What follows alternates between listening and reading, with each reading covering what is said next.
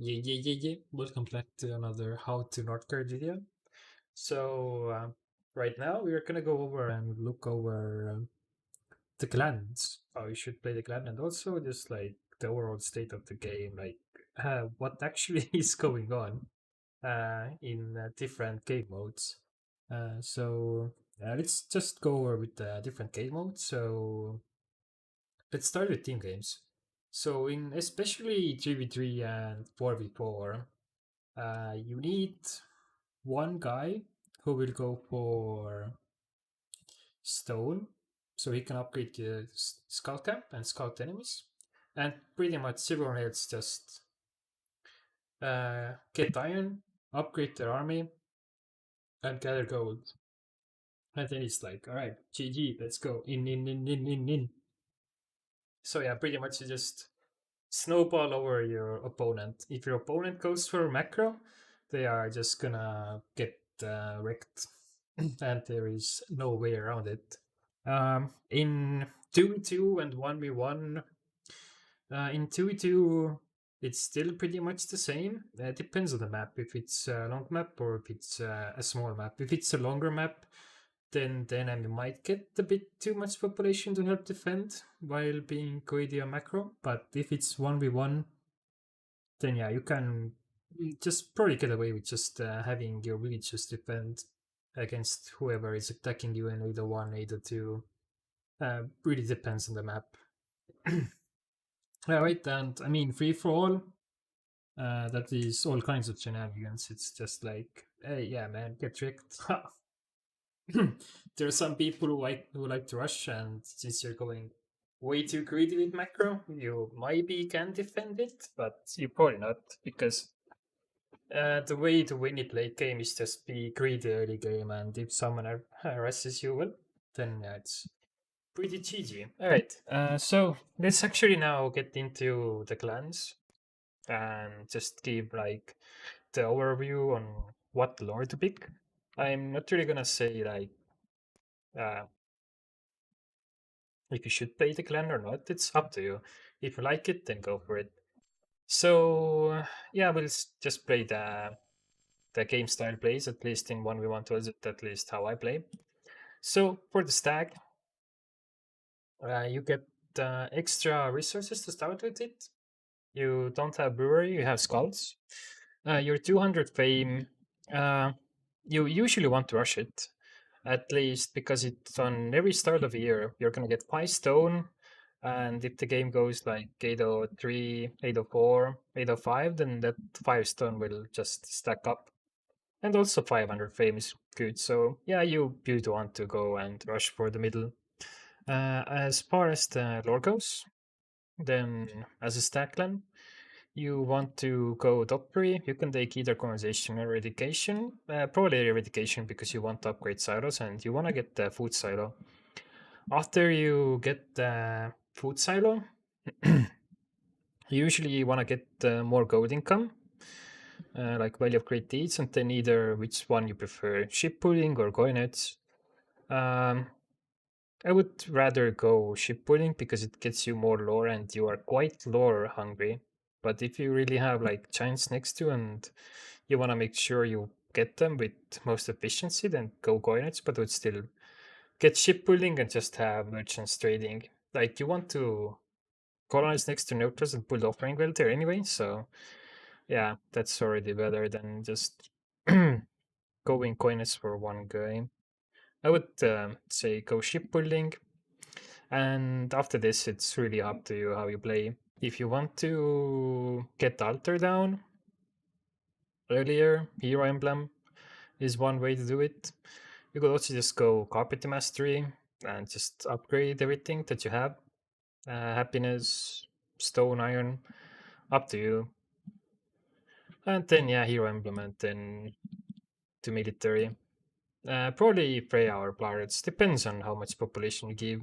If you're already attacking, then you want Pirates. If you are not attacking and just still growing, like this also made of 3, no one is attacking piece by piece, just happiness, then you want Freyas because you're gonna have too much population. So yeah, The overall gameplay is to rush to here and then put food silos down to get happiness and then upgrade them so you don't have to really have too many skulls, but later on you have to get skulls going. Alright, then next, Hmm. The Goat Clan. Actually, I'm not sure what's the best way to do this clan, um, but you do start with sheep and you can pull two sheepfolds. Your clan gets more production. Uh, for feast, all meat experience suffer 20% penalty for no reason apparently, but hey. 200 fame, you get another sheepfold to build, so 3, and gives you 2 free sheep. Yeah, teamwork 500. You gain 1 free feast per year, your defense tower, and your units gain 15 resistance in your territory when feasting. So it's only in your territory, it doesn't carry over to your opponent's territory anymore. It used to, but now no. I will go back to Stack real quick, talk about the Vedic. Your warship gains accessibility whenever your warship decolonizes its own, you colonize it for free. So if you take 7 away from your opponent, you will get it. It's not so costly. It's quite costly. Relic, you don't want to build it. You want to probably get something of the common relics to help. That gives you a more. This is like. It doesn't fit. It only fits for if you're getting Fame Victor and you're missing like few tiles and your opponent doesn't concede, so it can actually take the tiles away. So yeah, this is like when you're really, I don't even know. You already have to be winning to make use out of this relic, so it doesn't help you. Goat relic, your clan gets 20% more production through feast, minus feast cost, and your units regenerate health during a feast. You can pull the national sheepfold, so you can pull in total 4 sheepfolds. And this is really you want to rush out. Like you don't even want to feast anything. You just get the relic down and then boom, start feasting and your economy goes up. So yeah, you have to play greedy with just getting the relic out and then boosting up your economy as much as you can. For the lores, for the goat clan, now it depends how you feel like. I would recommend ship building because do you want lore, and here you can go either. Yeah, carpet mastery you don't really need it, but I like to play greedy, so I will get it. But yeah, it's better if you maybe just skip the carpet mastery and just get wood trade right away, and then you get amnesius next, so you can get more sheep over time, so you can actually make use of the 4 sheep you have. And after that, yeah, you will have to run brewery. You need to get happiness pressing. You could also one upgraded food pulling. I mean, mm, I don't know actually what this happiness does. I haven't tried this. Wait, upgrade buildings produce food and happiness can be assigned an additional villager. Ah, I'm confused right now. I really don't know how this works. I haven't tried it after it got changed somehow. Alright. Well, if it works as well as it says it works, then industrial shiny happy people might be a good choice, and then go into military. And then depends how much you have everything. If you already have too much food, you don't need it. But yeah, it depends on the game state. If you're having too much population, then crayons. If you don't, then yards. And then yeah, go from there. Alright, so next. The Glen of the Wolf, the Fenrir. Killing neutros gives you food. Your meter units consume less food. If you have no meter units, the first one you recruit is free, doesn't include the warship. So you can always have like free extra or a free shield tooth, meat shield, to just go and tank some hits, kill bears, and get a lot of food. So domination 200 fame can colonize cleared zones for free. Very good. At 500 fame, you get Jarl. Yeah, it's like pretty good to rush it because you can get your Berserker cooldown, so you can get 2 dice free every year. And Relic is summon up to 3 white wolves under your control. It's a very good relic. I would not recommend rushing for it because maybe you can end the game early with just taking your opponent down. But as a wolf, you want to go for Axe Throwers, and if you already have like 10 plus Axe Throwers, then losing one Axe Thrower means losing 200 gold basically. It's not that much, it's a bit less.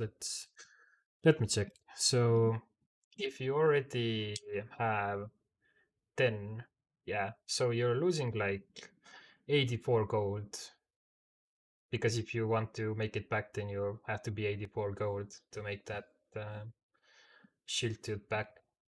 Yeah, that can be quite devastating because your economy is not going to be amazing. You want to be. Alright, let's, yeah, switch it to the floor. You want to be going greedy, right? You want to use Spoils of War. You kill neutrals, you get military XP. Even though with the newest patch, you can get manhunted, and then that's like quite yikes. But yeah, there are quite different ways you can play. I am not sure how good late game trade with Wolf is. I haven't tried it out again. Uh, Maybe it's good, but I don't really take too much of the macro wolf at all. So I would just go offensive. So yeah, you can go either weaponsmith, spoils of war. What I like to do is go sharp axes and then see what ties I have around me. If there are a lot of jogger and nothing to colonize, then I would just go into spoils of war right away. But if there are like a lot of ties around and something I can colonize and once, and then I will probably take colonization, and then I will think if I want medicine, or I would just go into spoils of war and then medicine filtrations. Yeah, more happiness because I probably have already mined the iron. If not, then getting this for the relic is pretty good, or extra upgrade. And then, yeah, it depends how the game goes. And then military strategy, listen to heroes, yeah. So I would say top and military. Both are quite viable. In team games, you probably just want to do this. It's just that just because someone is going to scout for you, and why do you need to get macro up or get any more ties if you get already, you don't have to worry about stone and you're just like, all right, let's go, go, go, go. So yeah, like team games, you can easily do this, but in 1v1, you probably want to do some kind of the hybrid, like something like this. All right, so uh, the clan of the Raven.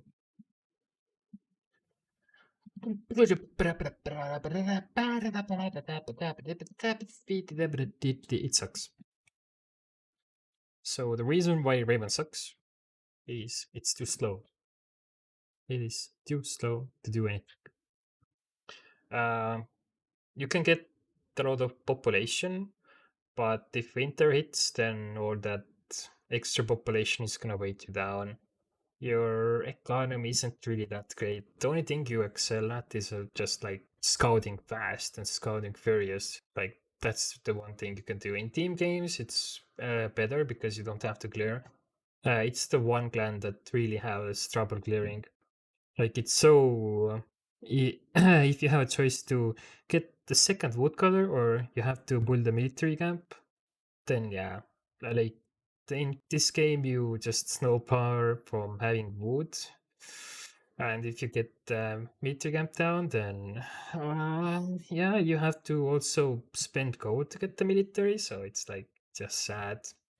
But anyway, they can colonize tiles with gold. That's nice. You can just run sailors and get gold and then colonize the tiles. Not too bad. You build harbor and you can send mercenaries to attack. Uh, you gain plus 10 more percent gold from merchants and sailors, but you still have to somehow sustain them, so it's not like that much. All right, so 200 fame. You can hire mercenaries. You can send them tech opponents. It costs 100 gold for the first one. Second one is 200, but for the second one, you will have to use iron to upgrade, so send more mercenaries.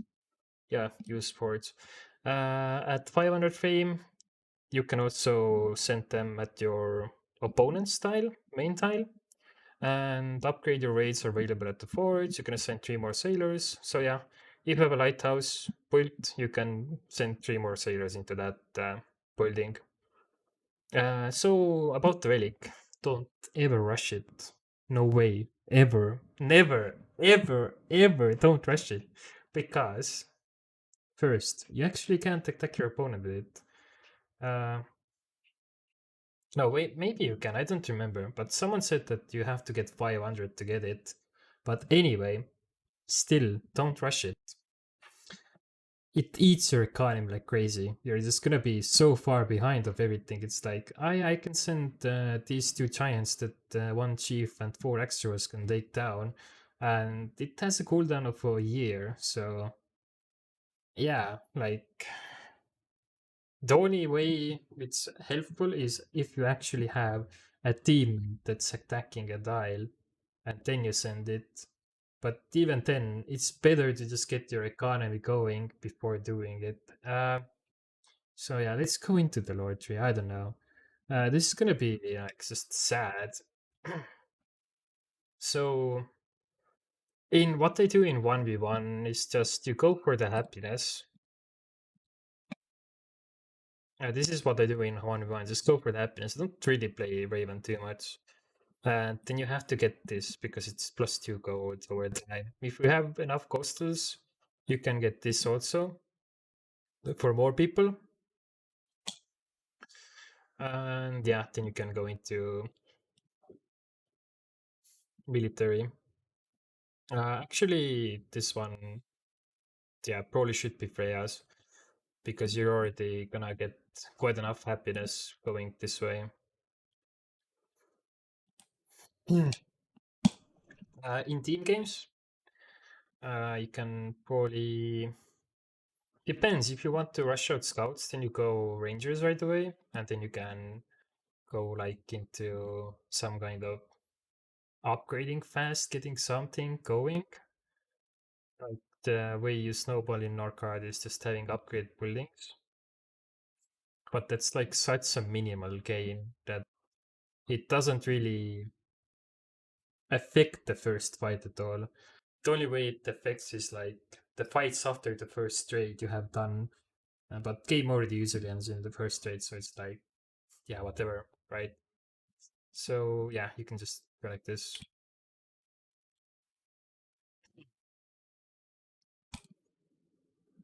So yeah, I mean, you are Raven, so you're probably gonna scout. If you're not gonna scout, then yeah, you can go greedy, but you will need someone to scout.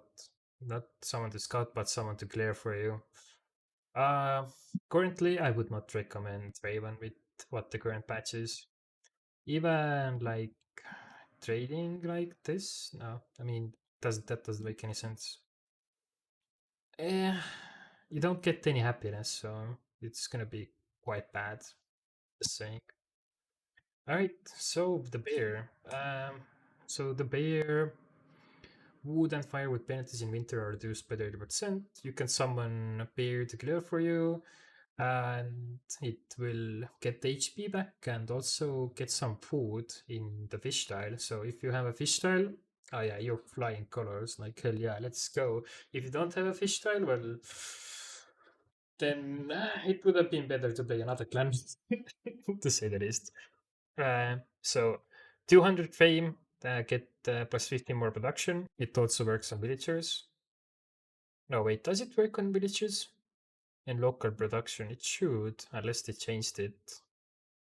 I'm not sure about no, it should still work on villagers also with 200 fame. So anyway, you want to rush the middle, you want to get this 200 fame as fast as you can.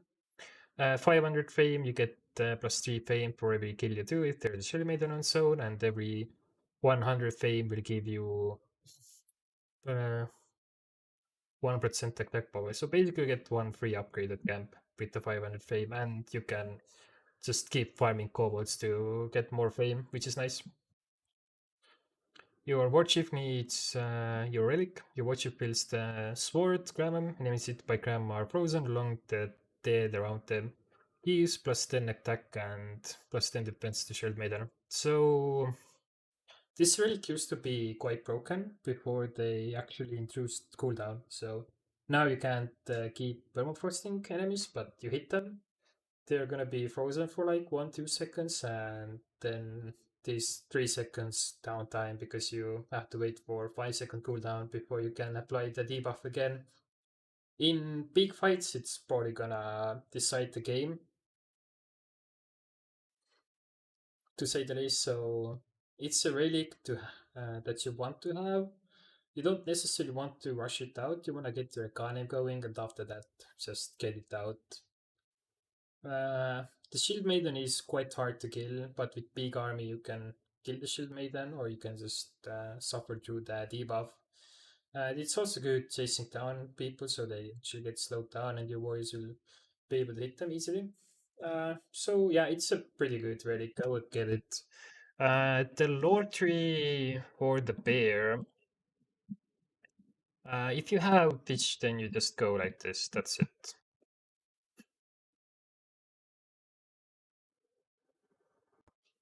Here we can choose if you want stone, iron.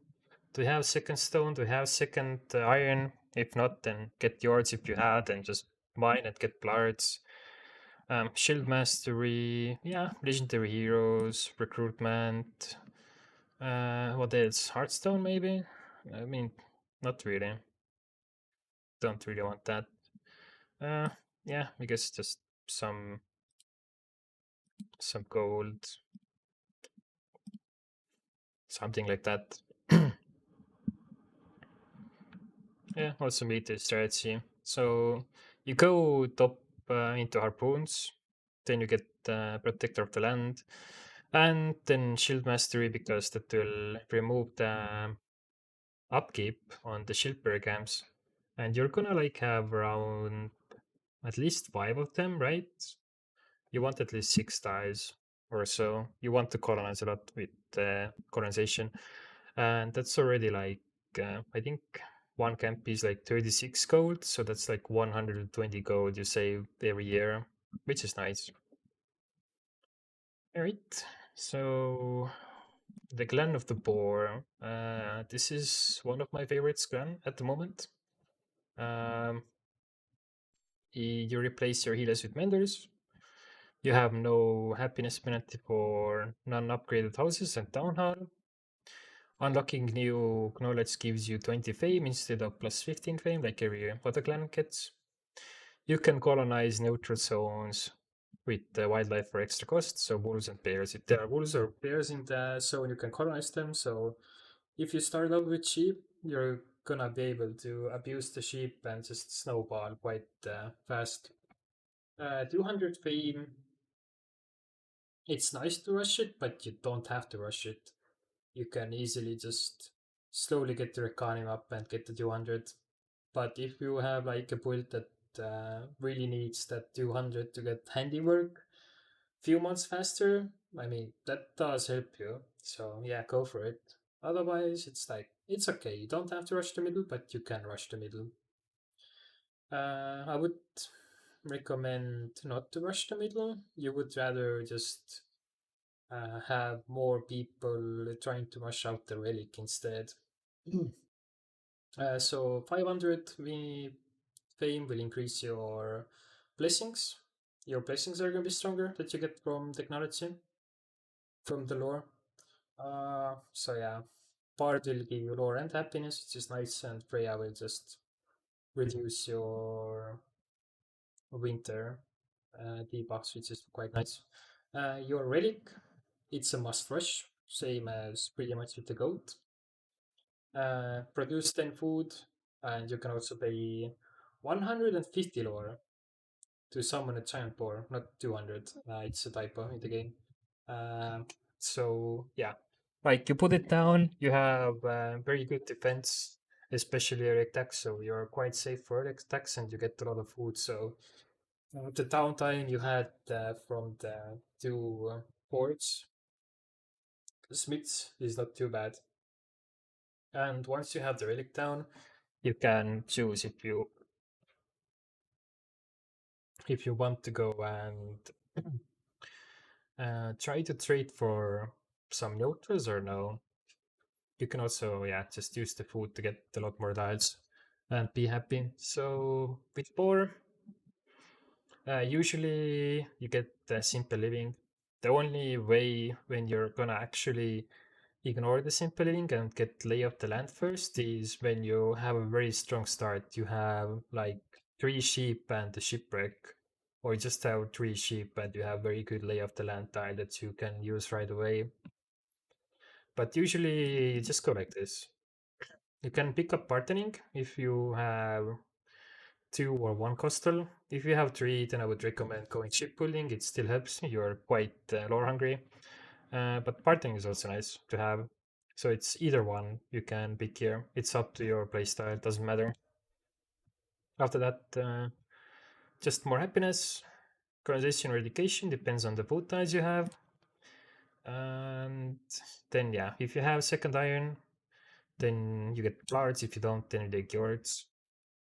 Then, yeah, I like to go very greedy, so recruitment, legacy, and after that, I will go into military. And usually, you already have quite enough people by this point of time, so you want to pray us.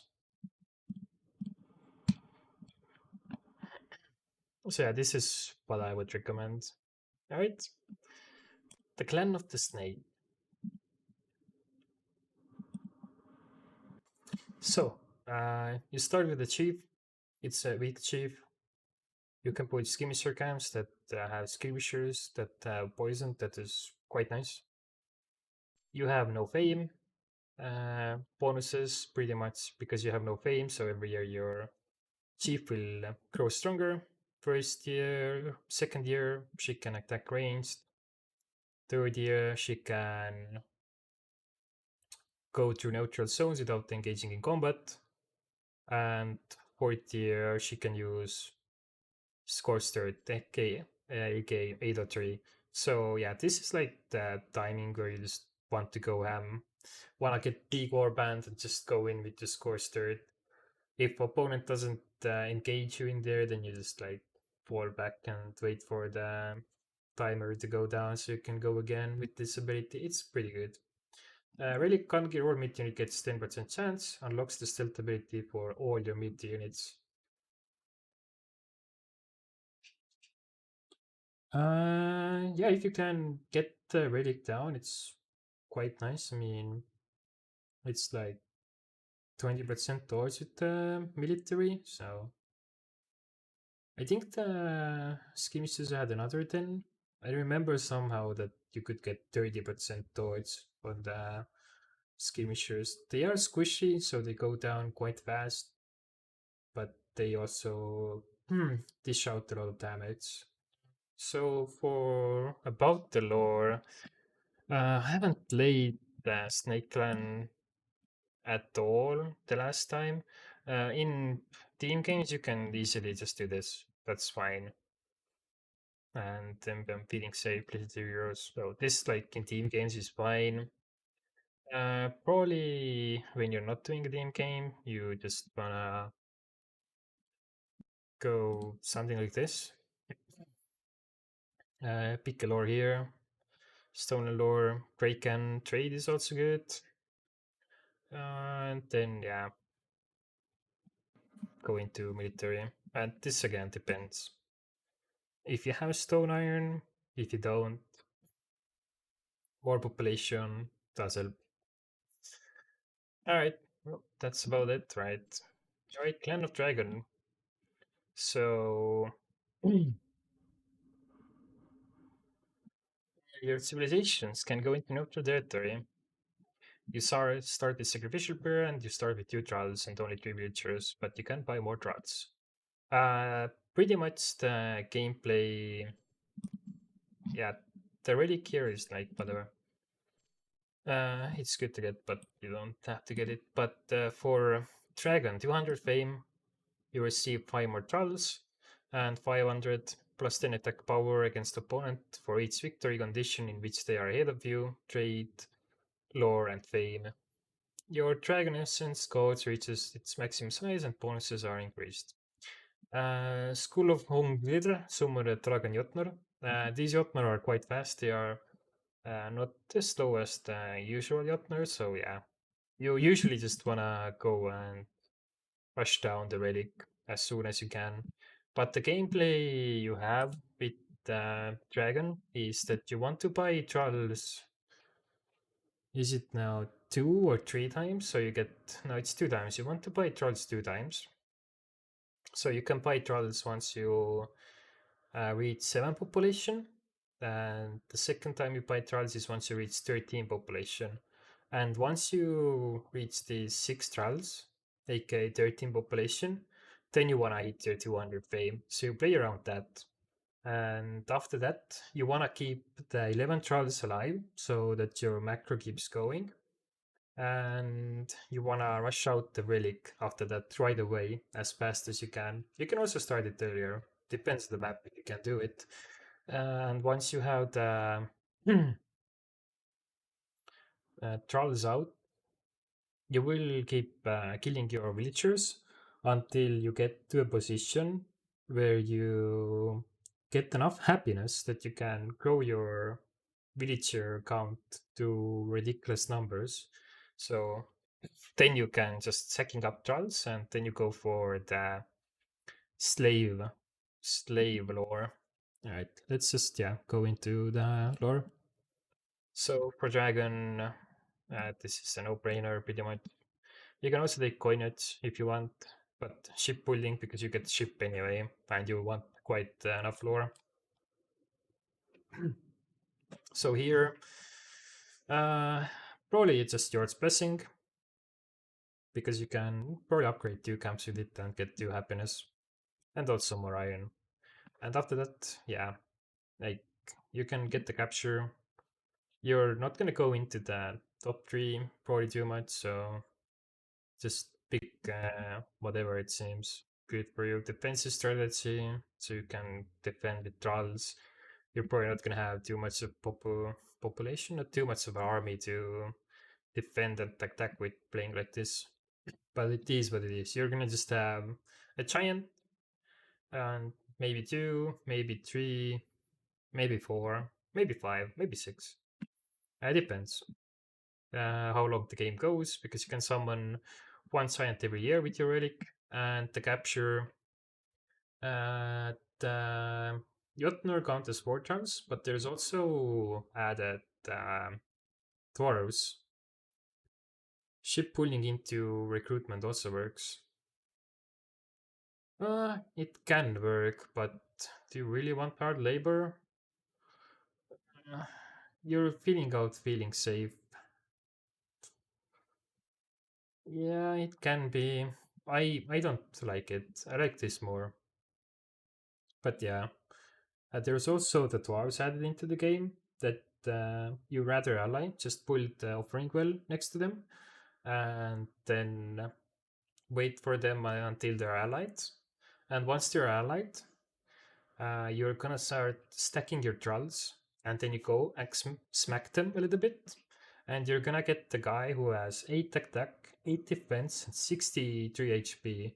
So it's like a weaker warship, but it will take 2 troll positions. So you can have an army that doesn't take any food in your arsenal. So you're gonna have like, no, actually, they think take food. I'm not sure, but yeah, you can have like at least 5 Taurs to attack with the 2 giants. So it's quite nice. You don't even need your bone dragonkin.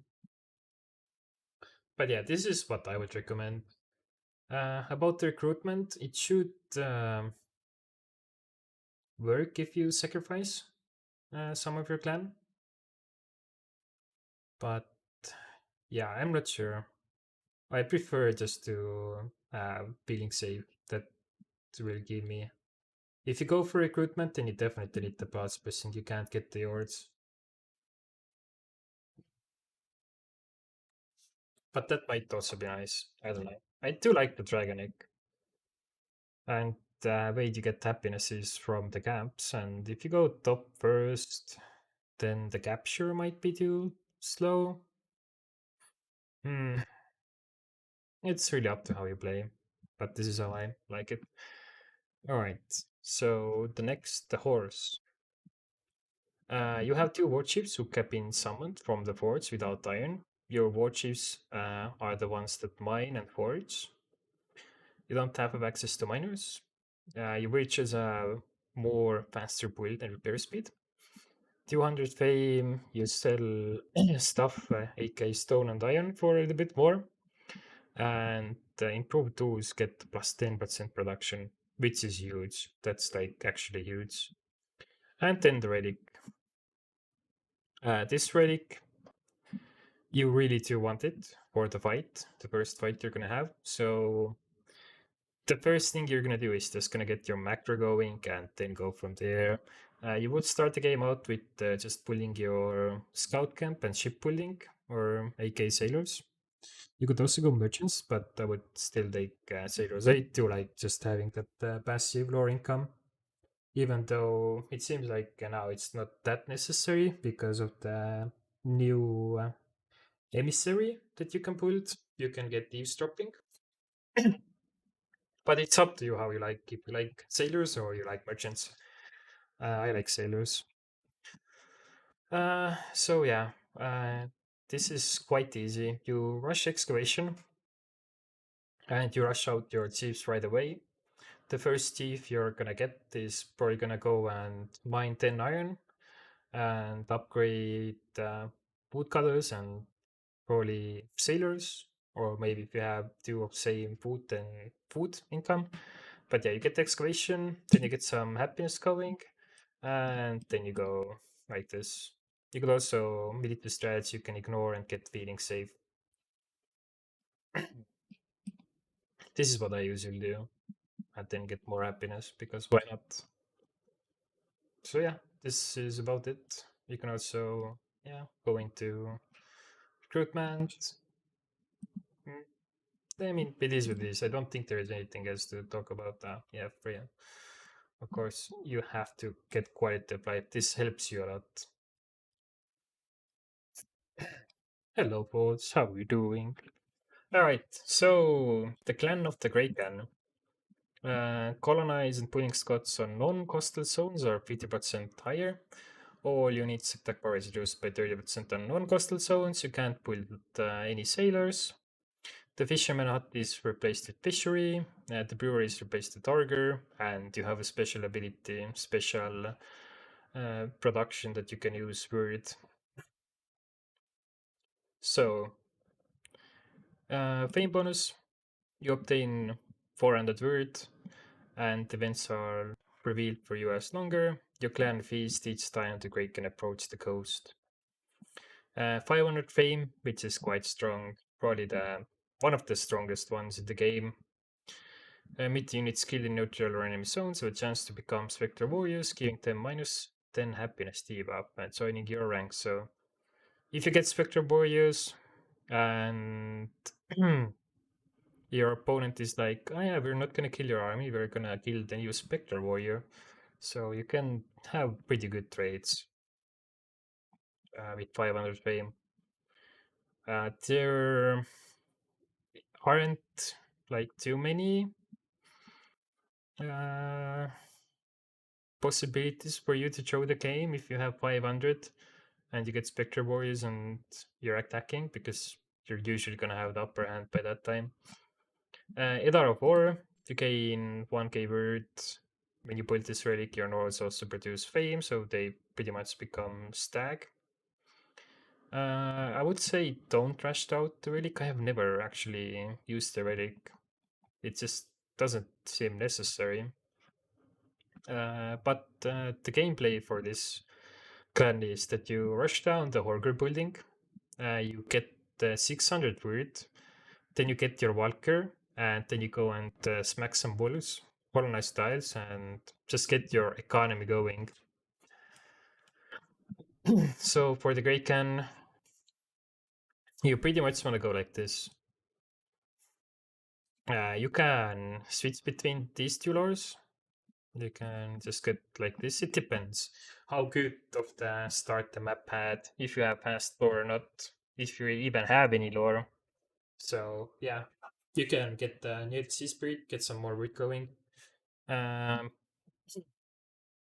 but yeah, you will just probably wait for your Valkyr, go clear your lore, and then you can start taking the lore. So I would say like go like this. And after this, it depends what you want to do. Do you want to go greedy on macro, going sharp access foresight? You can also pick up recruitment. And then you can just go with the Valkyrie and Chief Pad to get 500 mid XP so you can get Endless Tide. Or you just go like this. Yeah. And rush for Valhalla. I like this quite a lot because you get the second Valkyrie that is as tanky as a giant. So you pretty much have two giants that deal no damage in your team. And that included with the 500 fame. Yeah, it really just makes you win the game. Usually, that is. Alright. So, the Clan of Dogs. Your war chief is Boar for Thorfinn. He can find equipment. Your units are tougher and eat more food. Specialized civilians produce 40% more production, except lore masters. Any building can hold only one unit, houses hold less people, and Thorfinn produces +2 lore while Thorfinn is dead. So unless you haven't summoned Thorfinn, you get just plus straight out +2 lore, which is nice. Yeah, you can only have one unit per building, so what you want to do is just upgrade buildings right away. Doesn't even matter. So the fame bonus, non-bleaching units have production have bonus depending on the number of meter units you control. Doesn't seem to be that useful. And 500, you unlock a ram ability for Thorfinn. He can target buildings and make enemy fear for it a bit. It can be useful. Change the game of the tide of the battle, but um, yeah, it can't ram offering wells for some reason. I don't know why. Maybe that's a bug. Uh, the relic is a must. For late game, this relic is pretty much do you win or do you lose the game? Just because your start is usually going to be quite slow until you can get upgraded buildings up. So before that, it's like, yeah, if you get this, then you're gonna trade your army very well, and your Thorfinn will also be quite a asset for your army. So you do want to get the relic down, so you have to figure out how to get that into your build. Uh, the Ox hasn't changed since it came out. You always just go like to the city builder. This year you can still choose what you want, colonization or education. It depends what you have. But after that, it's like, yeah. City builder, meteor training, feeling safe, and then, yeah, army. So you want charge and you want unstoppable. Like, unstoppable is really what you want. You could maybe even just ignore the charge, get unstoppable first, and then get the charge. But yeah, you just wanna get stone and upgrade your building right away. You're gonna have to build military camp to clear around with the one warrior, so tide dancing is gonna be pretty much what you have to do. Yeah, alright. So Lynx, this is another clan except for Snake that I haven't played too much. But you don't have military XP with the clan. You can summon two beautiful lynxes, Dir and Kailin, to help you. Uh, they cost no iron, the war chief. These guys cost food and gold. Archery replaces extra camp, so you can't have extrovers. You're gonna have trackers that you can use. The Bat Hunter replaces military bat. Spend hunting trophies to unlock powerful abilities. For trackers, basically. So, 200 fame. Unlock mythical lore ability. Once placed, it will summon mythical beast that you can farm for more hunting trophies. And the 500 fame is what you really want to be after with the Lynx clan. You don't really want to attack before that unless you are just going for all in. But unlock Ascaria ability for the Mialiki. She can recall the strongest and recent wave of mythical animals that the clan killed in their spirit form. They come back for last rampage on Earth. So yeah, whatever the last wave was that you cleared, you can summon those as meat shield and just go and gain any tile and take that tile away. It has they have a cooldown of 1 month, pretty much the unit. So you will probably have the tile at 5%, and then the enemy can decide if he wants to engage into your army or not. Uh, how many trackers you have, or if you don't. Alright, so Relic place a trap in a non-enemy zone, activate on a demand to reveal spikes that damage and slow down the enemy as long as they stay last 30 seconds. You can place this relic on your own tile. It's good for defense, but usually you don't use this at all. So you don't go for the relic. For the lore build, you just go for macro.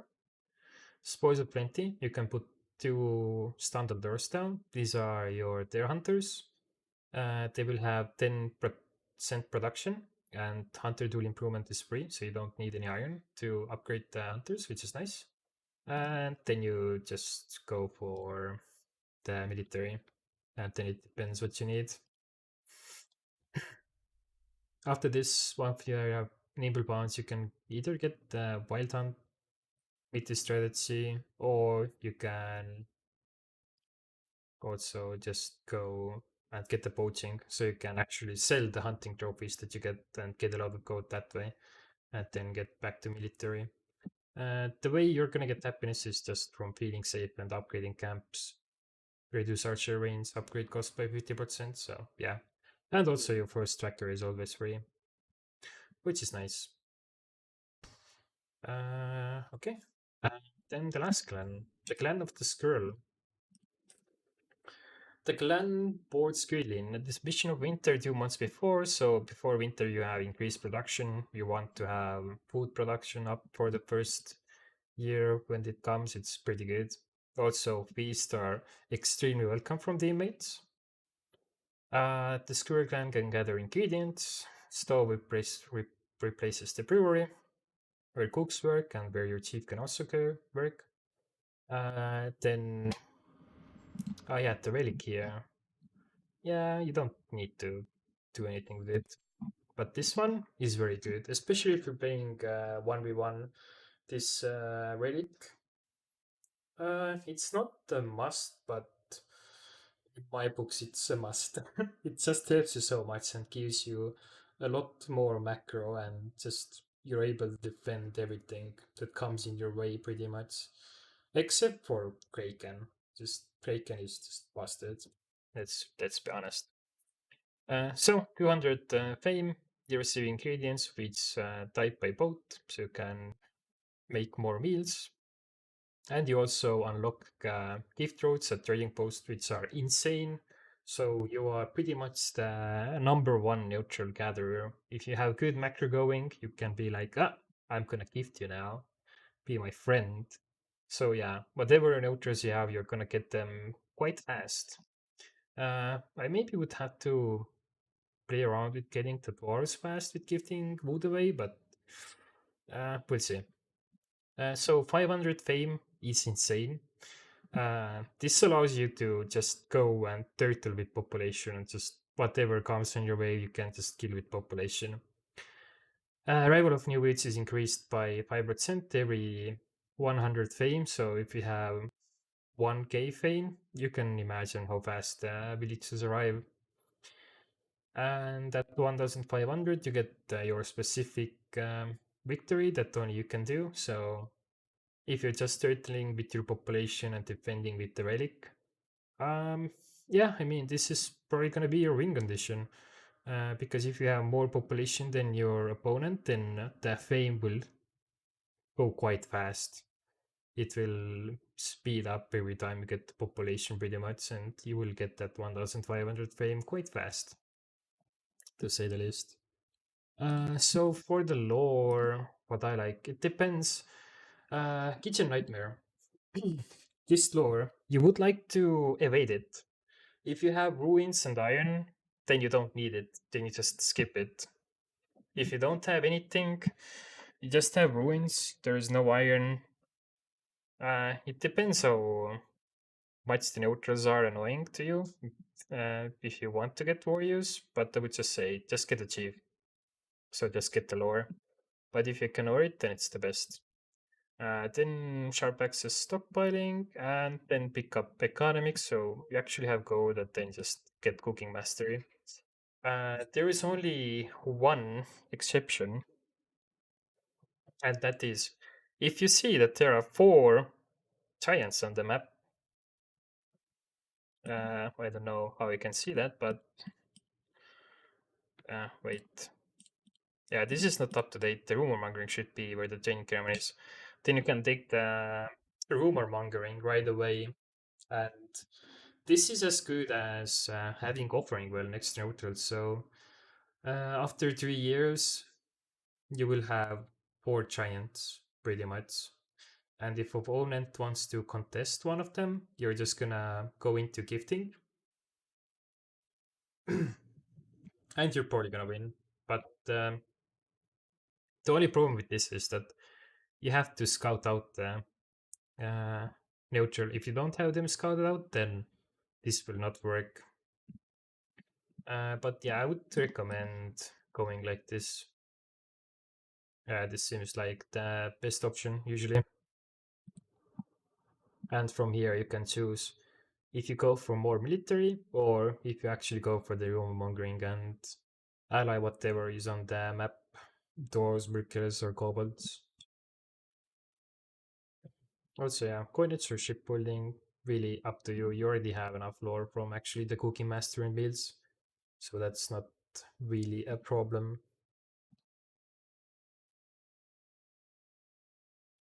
All right, I think that's gonna be it. The overall clan review. So yeah, thanks for watching and see you next time. Bye bye.